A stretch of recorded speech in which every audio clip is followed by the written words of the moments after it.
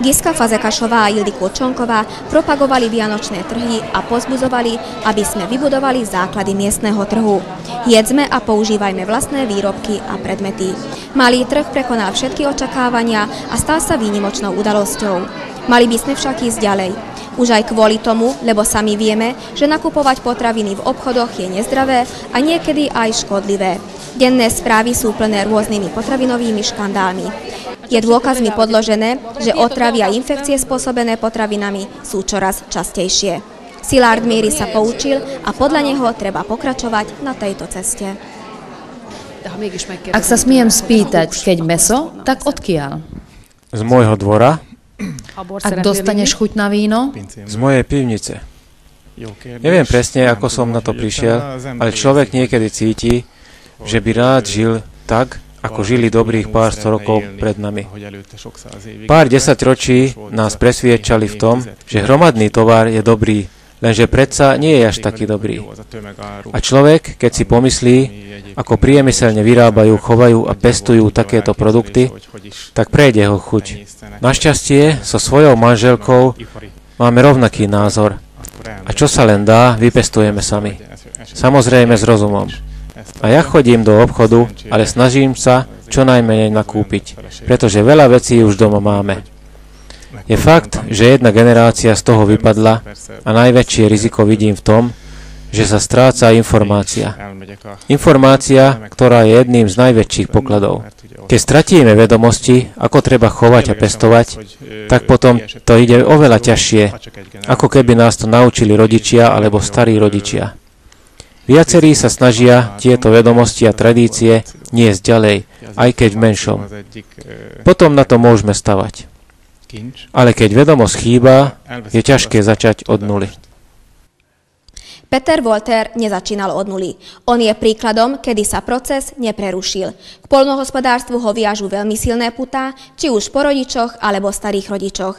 Nie je divu, že už ako 15-ročný sa zaujímal o včelárstvo a venuje sa tomu aj naďalej. Od malička sa pohybujem v poľnohospodárstve, veď s včelárstvom som začal ako 15-ročný. Bol by som rád, keby sa u nás vytvoril trh, pretože 15-ročné skúsenosti poukazujú na to, že ľudia preferujú vedomý nákup.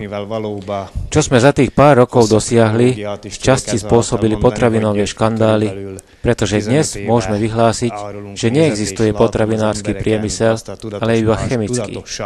Potraviny z veľkej časti obsahujú umelé látky. Dopyt po kvalitných domácich produktov silne narastá. Každý si myslí, že s týmito vecami je sám. Je nás ale čoraz viac. Je dobré vidieť, že nás pribúda. Bude to dobré aj preto, lebo budeme konzumovať zdravé potraviny, veď to, čo doma vypestujeme, je oveľa zdravšie ako tie dovezené zďaleka. A aj preto, aby peniaze ostali v dedine. Môžeme hovoriť, čo chceme, ale tu sme sa narodili. Prvý rok, keď sa nám urodila špaldová pšenica, nemali sme kupcov a nekúpili to ani tí, čo slúbili. Kúpili sme mlyn, pomleli sme to, aj sme to konzumovali, lenže pre nás to bolo priveľa. A zrazu prišli ľudia. Odvtedy už pestujeme na väčšej ploche a viem predať aj to väčšie množstvo.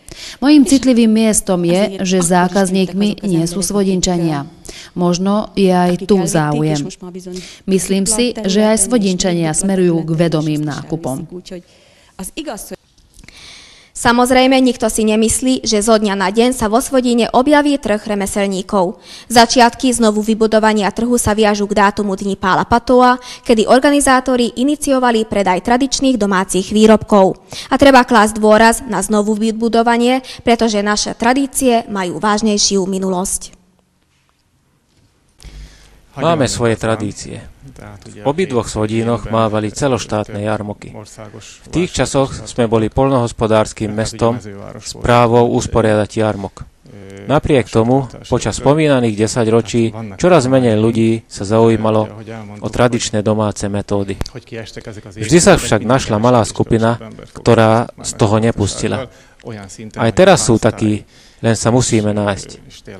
Cítim, že teraz tu vo Svodíne sa niečo stalo. Našli sme sa.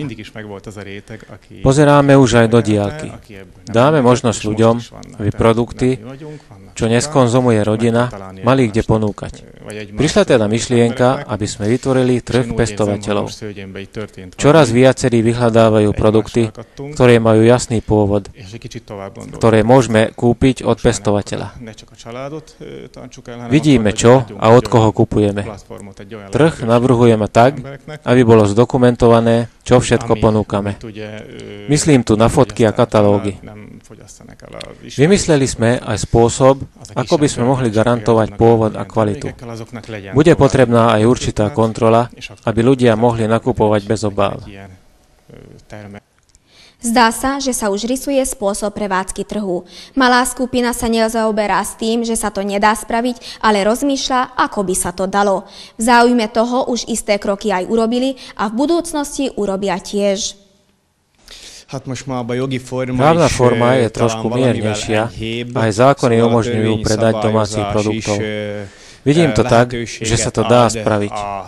Nie je to jednoduché, ale ani nemožné. Rozhodne by sme chceli oficiálnu organizáciu, občianske združenie, ktoré sa už vyvíja. Zopár ľudí sme si sadli, mali sme rokovania o tejto tematike. Okruh prevádzkovania by sme už mali a onedlho budeme mať aj registráciu. Mali sme úspešný vianočný trh a teraz plánujeme ďalší. Hovorím o veľkonočnom trhu. Následne by sme chceli organizovať trhy mesačne, kde sa môžu prihlásiť s domácimi aj remeselníckymi produktmi. Predajcov očakávame najmä z okolia. To by bolo najlepšie, keby sme rôznorodý dopyt mohli pokryť zo Svodína, aby Svodínčania ponúkali rôzne produkty. Úspech vianočného trhu prekvapil predajcov aj kupujúcich.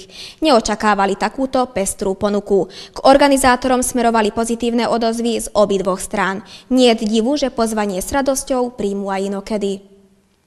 Môžem povedať, že počas vianočného trhu som počúvala samé pozitívne odozvy. Pestovatelia a aj remeselníci boli spokojní a dali najavo, že aj na budúce s nimi môžeme počítať. Na tom sa už pracuje a pozvanie už aj prijali. Kupujúci zas boli očarení s neočakávanou ponukou. Naozaj to bolo veľkolepé. Teším sa z toho. Čo sa mne aj účastníkom veľmi páčilo, že neboli ponúkané žiadne haraburdy, ale ručne vyrobené a domáce produkty. Budeme sa usilovať o to aj naďalej.